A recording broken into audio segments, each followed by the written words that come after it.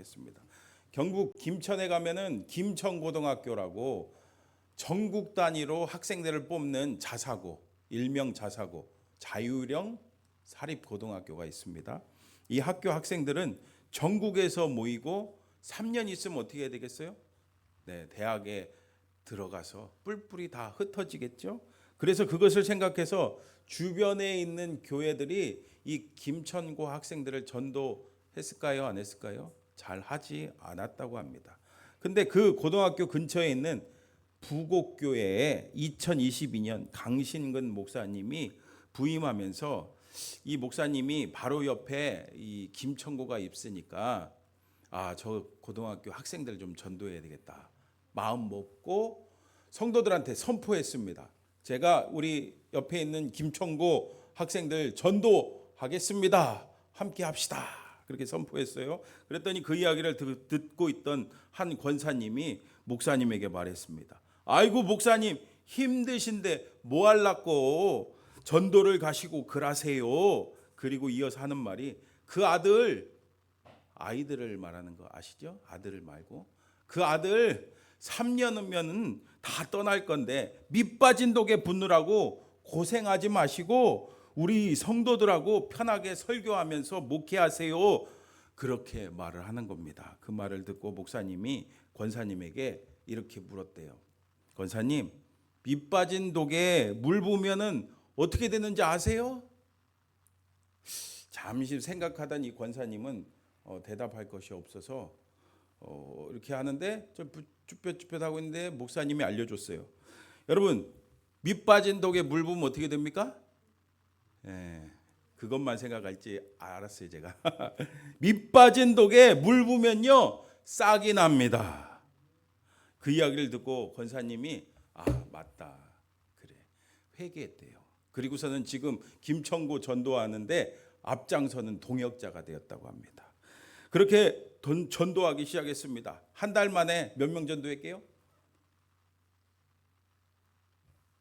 3명 전도했대요. 한 달 만에. 그리고 그 다음 달에 몇 명 전도했게요? 10명 됐대요. 10명. 3명이 10명 됐고 점점 늘어나갖고 여러분 지금 몇 명 나오게요? 40명, 50명 나온대요. 여러분 놀랍지 않습니까? 그리고 목사님은 이 장로님, 권사님, 직분자들한테 이 김천고 학생들, 우리 전도회 그 40여 명 학생들한테 다 기도 제목을 받아갖고 기도 카드를 만들어갖고 다 나눠줬대요. 그리고 새벽마다 이 학생들을 위해서 기도한다고 합니다. 강신근 목사님은 말합니다. 밑 빠진 독에 물을 부으면 싹이 나고 그 싹이 자라면 숲이 되고 새들이 와서 깃들 겁니다. 저는 이 소망으로 나아갑니다. 여러분 어때요? 오늘 우리도 하나님 주신 꿈을 꿔야 됩니다. 내 생각, 내 비전으로, 내 뜻으로 살아가면은 안 됩니다. 그러면은 내 수준밖에 안 되는 거예요.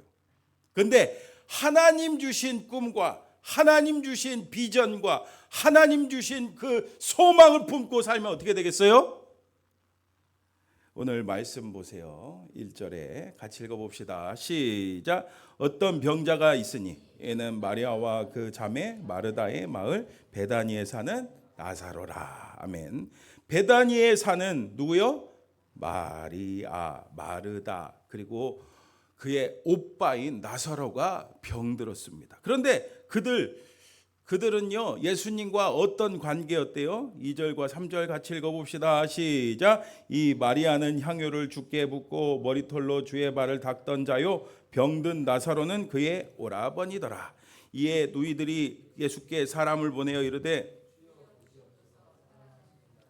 병들었나이다 아니. 아멘. 마리아가 향유를 예수님께 부어서 머리털로 막 발을 닦을 정도로 가깝고 그리고 예수님은 그들을 무척 뭐 했대요?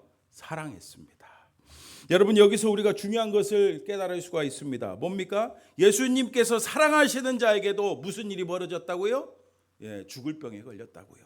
마찬가지로 우리가 예수님 잘 믿는 신실한 그리스도인이라도 이 세상 살면서 어려움, 답답한 문제 겪지 않을 수 없습니다. 답답한 일, 힘든 일, 경제적인 어려운 일, 실패, 불치병 등등 어려움과 고난, 아픔, 슬픔을 이 세상 살면서 우리도 똑같이 이 세상 사람들과 똑같이 겪으면서 살아갑니다. 여러분 그때 여러분 어떻게 하십니까? 우리 그리스도인들은 어떻게 해야 되겠습니까? 오늘 나사로의 누이들 마르다와 마리아는 어떻게 했대요? 예수님께 소식을 전했습니다. 주여 보시옵소서, 사랑하시는 자가 병들었나이다. 여러분 이렇게 무슨 일이든지 우리는 주님께 맡겨야 합니다. 여러분 우리 살면서 어려움 닥치면은 주님께 맡기는 것이 가장 큰 지혜라는 것을 깨닫기 바랍니다. 피 캄캄할 때 기도 잊지 마세요.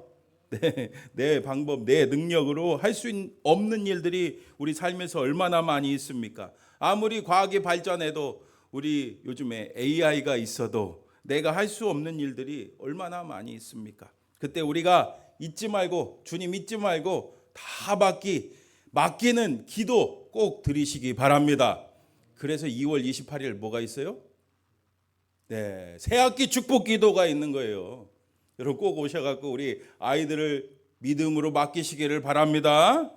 그런데 예수님께서 그 소식을 들으시고 뭐라고 하십니까? 우리 4절 말씀 크게 읽어봅시다. 시작. 예수께서 들으시고 이르시되 이 병은 죽을 병이 아니라 하나님의 영광을 위하며 하나님의 아들이 이로 말미암아 영광을 받게 하려 함이라 하시더라. 아멘. 예수님께서는 이 병은 죽을 병이 아니라 하나님의 영광을 드러내는 거다. 이것을 통해서 하나님의 아들 예수님께서 영광 받으실 거라는 것을 말씀하십니다. 여러분 이 말씀을 읽을 때 우리가 얼마나 위로를 받습니까? 때로는 어려운 일, 힘든 일 당하면은 주변에 믿지 않는 사람들이 뭐라고 합니까? 아이고 예수 믿는다면서 저렇게 힘든 일 당했네. 아이고 저렇게 어려운 일 당했네. 아이고 저렇게 병들었네 하면서 비꼬고 비난하고 판단하고 정죄합니다. 말로는 안 할지라도 속으로는 그렇게 생각할 수도 있어요. 그러면은 그런 말을 듣고 그러면은 우리는 의기소침하고 자존감이 떨어져 갖고 내가 잘못했지. 내가 뭔가 잘못했지. 그래서 어려움 닥쳤구나. 우리 스스로 정죄감에 사로잡혀 살아갈 때가 얼마나 많이 있습니까? 물론 우리가 잘못해서 고난과 어려움 당할 때도 있죠. 그러나 주님께서는 그 모든 것을 모아서 뭘 하길 원하신다고요? 여러분 우리 인생에 슬픔과 고난이 있습니다. 우리 힘으로 해결할 수 없는 일들이 많이 있습니다. 그러나 주님께서는 오늘 우리에게도 동일하게 선포하십니다. 뭐라고요? 이 모든 것을 통해 하나님이 영광 받으신다. 하나님의 영광을 위해서다. 그러므로 우리 인생의 어떤 문제든 그 문제는 결코 우리를 망하게 할 수 있다 없다? 없다. 주님이 그 고난 가운데서도 우리를 통해 영광 받으십니다. 우리를 통해 영광 받으십니다. 그러면은 어떻게 우리가 하나님의 영광이 될 수 있을까요? 5절 말씀 또 읽어봅시다. 시작. 예수께서 본래 아멘. 앞서도 봤지만 예수님께서 본래 그 마르다와 그 동생 마리아와 나사로를 어떻게 한다고요? 사랑하신대요. 그런데 여러분 그렇게 서로 사랑할 수 있는 관계가 될 수 있었던 이유가 뭘까요? 여러분 어떻게 우리 주님 사랑하십니까? 여러분 어떻게 주님 사랑하세요? 맞아요. 여러분 주님 사랑하려면요. 그리고 주님의 사랑을 받으려면요. 친해야 됩니다. 친해져야 됩니다. 여러분 목사, 권사, 장로, 안수집사, 집사, 직분이 있다고 우리 주님과 저절로 친해지는 게 아니에요. 여러분 주님과 나는 권사니까 우리 주님하고 더 친하겠지? 여러분 맞나요? 아니라니까요. 저 목사라고 주님과 더 친할까요? 여러분 우리 어린 아이들이 더 주님과 친해질 수도 있어요. 왜요? 여러분 친해지려면 어떻게 해야 돼요? 우리 사람들도 친해지려면 자주 만나야 하잖아요. 말씀과 기도로 늘 주님과 동행하시기 바랍니다. 주님과 교제하시기 바랍니다. 그래서 제가 지난주부터 사순절 맞이해서 뭘 보내드리고 있어요? 말씀 묵상 그거 하라고 제가 보내드렸잖아요. 그 말씀 묵상하시고 기도하세요. 그래서 사순절을 맞이해서 더 주님과 친해지시기 바랍니다. 그러면요, 우리는 주님 사랑 안에 거하게 됩니다. 2003년 2월 1일 미국의 우주왕복선 콜럼비아호가 지구로 귀환하던 도중에 텍사스 주 그 상공에서 폭발해 버렸어요. 근데 그 안에 7명의 우주인이 타고 있었어요. 당시 순직한 우주인 릭 허즈번드의 아내 에블린의 이야기가 신앙 잡지 가이드 포스트 커버 스토리에 실렸습니다. 그 내용은 이렇습니다. 여러분 잘 들어보세요. 우주왕복선 콜럼비아호가 폭발하는 순간 내 삶도 하늘에서 송두리째 산산조각 났다. 엄마, 내 수학 문제는 이제 누가 도와주나요? 내가 결혼할 때 누가 날 데리고 입장하는 거지요? 하며 울부짖는 딸아이에게 난 아무런 대답도 하지 못하고 끌어안아야만 했다. 난 지금까지 남편이 없는 미래를 한 번도 상상해 보지 않았다. 처음 경험하는 큰 충격과 절망감이었다. 그런데 그때 내 마음 깊은 곳에서 나지막한 음성이 들려왔다. 인생의 어려운 시절마다 한결같이 위안을 주시던 주님의 음성이었다. 주님은 너는 헤쳐나갈 수 있다 라고 말씀하셨다. 그렇다. 우리 결혼 생활의 중심에는 우리의 사랑보다 더 큰 사랑이 함께하고 있었다. 난 그 큰 사랑, 그 조건 없는 사랑을 언제나 의지해 오지 않았던가. 그 사랑은 내가 울부짖는 순간에도 여전히 나와 함께하고 있었다. 그동안 그분의 사랑이 내 남편과 나를 그리고 나의 예쁜 두 아이를 묶어주지 않았는가. 그분이 함께 하셨다면 우리는 여전히 그분의 사랑 안에서 함께하고 있는 것이다.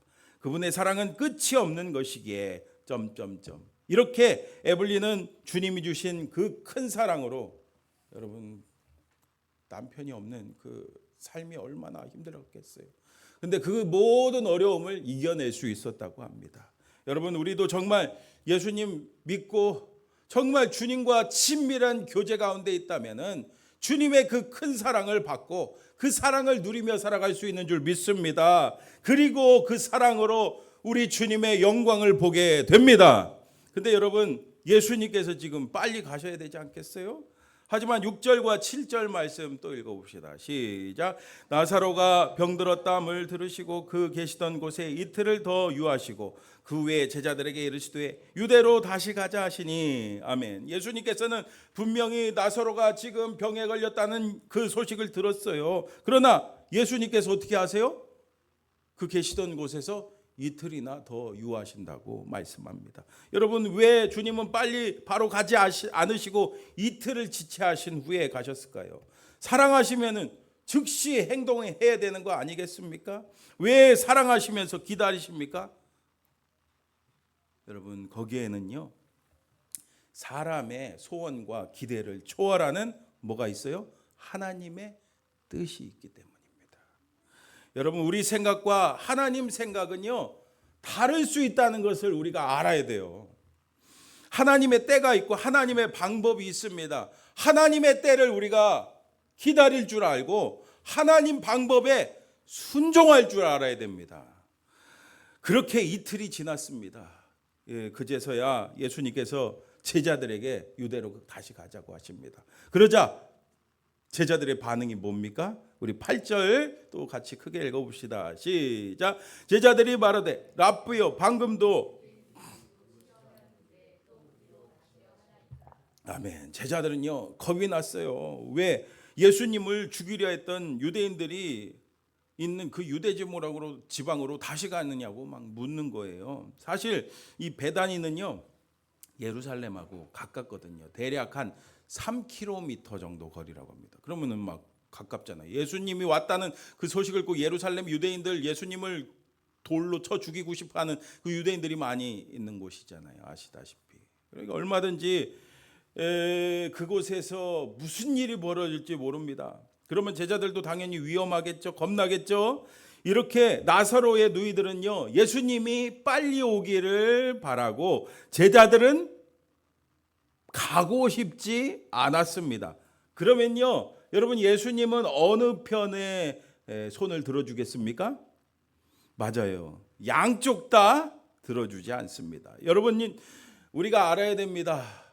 우리 주님은요, 사람의 뜻에 움직이는 분이 아닙니다. 오직 하나님 아버지의 뜻을 따르십니다.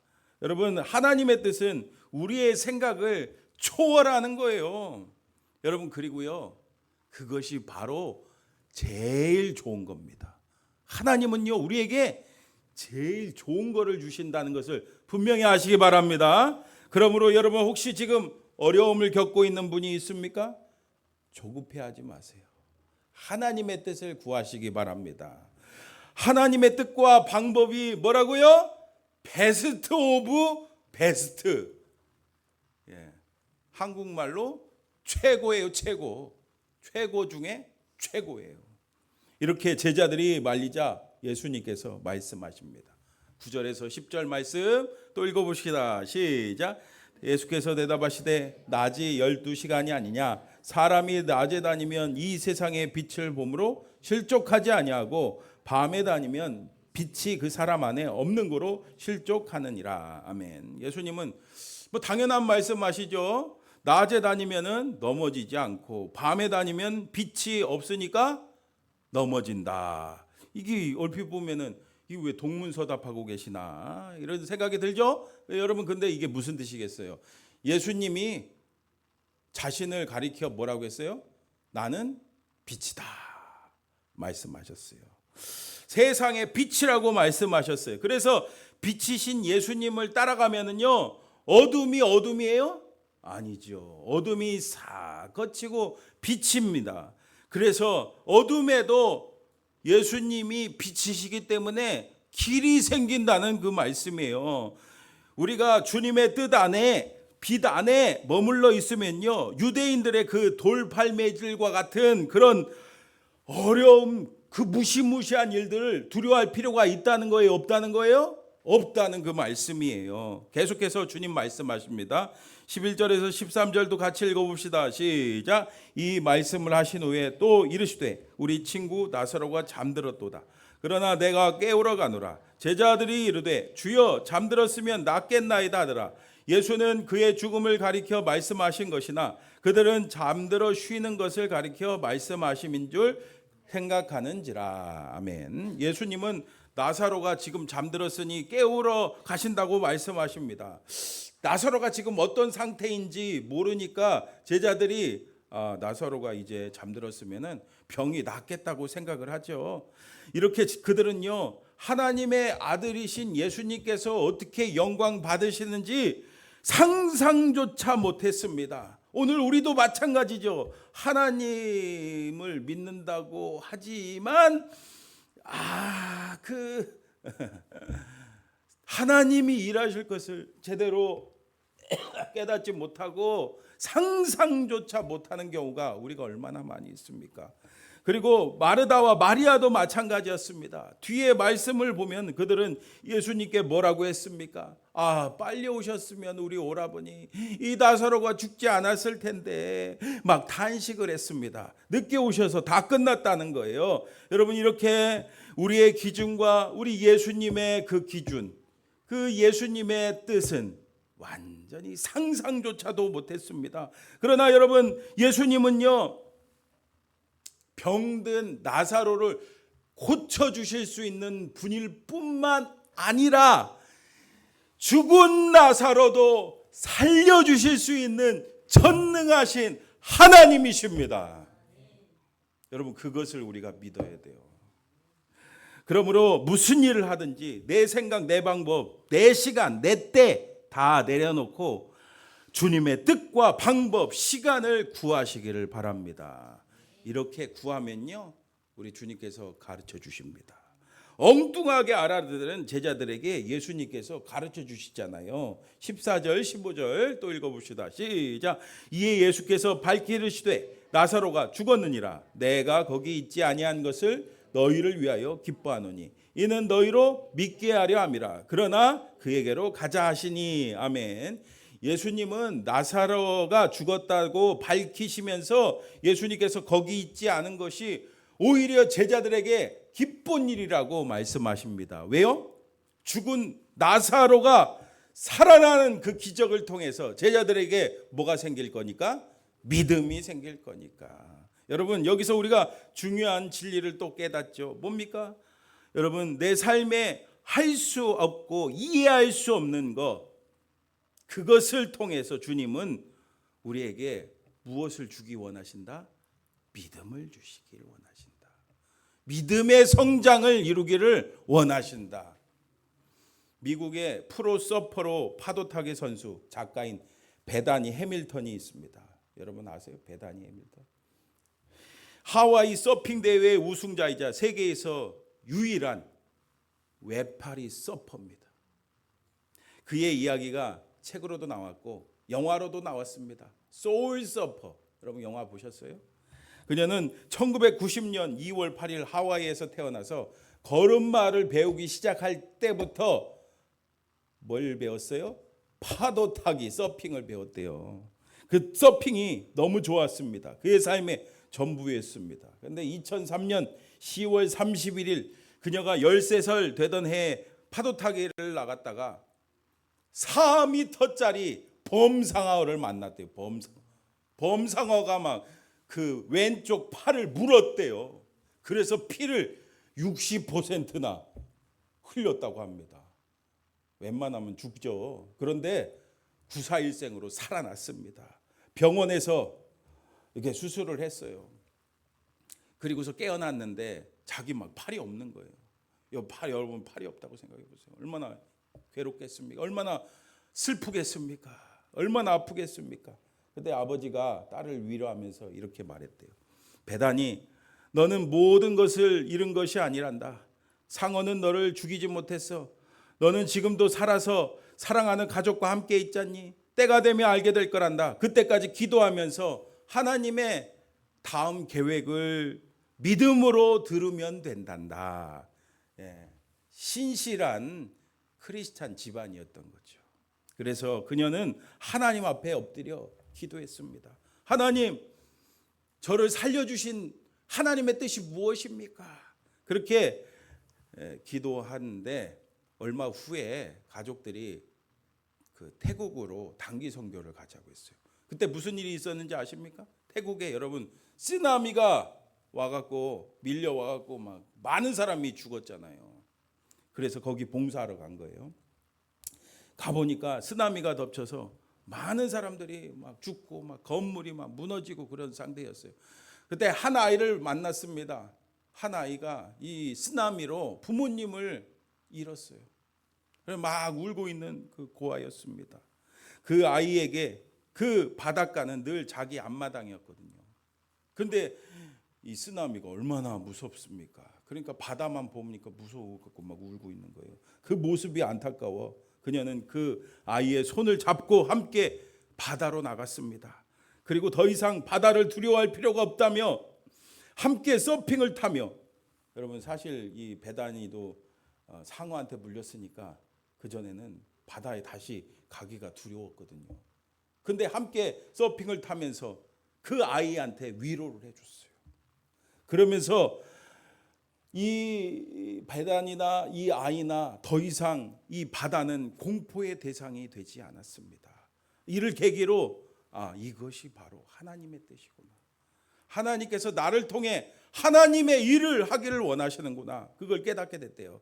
그래서 단기 선교를 돌아온 그녀는요, 파리, 여러분 서핑 파도 타기 해보셨죠? 이게 몸이 균형을 딱 잡아야 되잖아요. 이게. 근데 이 한쪽 팔이 없으면은 이 균형이 잡기가 어렵겠죠.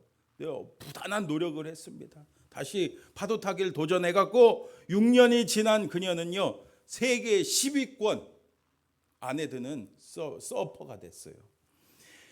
한 기자가 그녀에게 인터뷰하며 물었습니다. 만일 악몽 같은 그날로 다시 돌아가 서핑을 안 할 수 있다면은 그렇게 하시겠습니까? 그랬더니 그녀가 대답했습니다.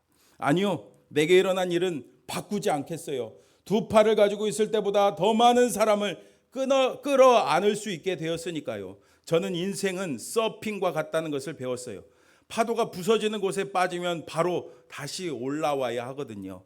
그래서 제가 살아가는 원동력은 바로 예수님이에요. 두 팔을 가지고 있을 때는 그 사실을 실감하지 못했지만 한 팔을 읽고 나서 저를 통해 영혼을 살리고 싶은 하나님의 계획을 알게 되었어요. 우리는 파도 치는 바다 가운데서도 파도 뒤에 머물러 계시는 그 하나님을 볼 수 있어야 합니다. 이렇게 그녀는요, 다시 일어나서 사람들에게 희망을 주고